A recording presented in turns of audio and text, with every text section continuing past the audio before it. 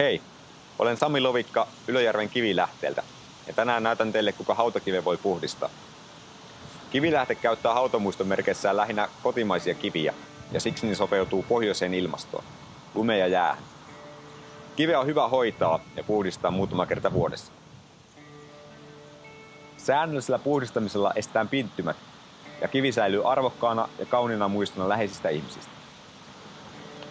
Kivilähteeltä voi hankkia tällaisen kivenhoitosetin, johon kuuluu kivisuoja-aine, kiven puhdistusaine, harja ja pehmeä kangasliina.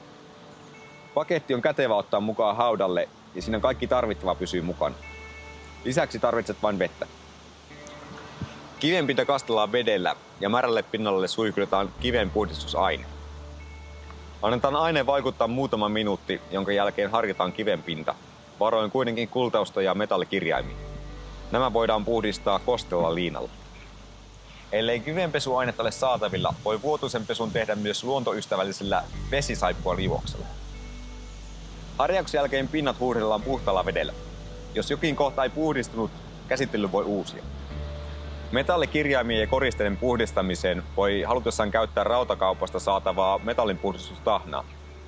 Mutta itse olen sitä mieltä, että patinoituminen on pronssille tyypillinen ominaisuus, joka saa tapahtua ajalla.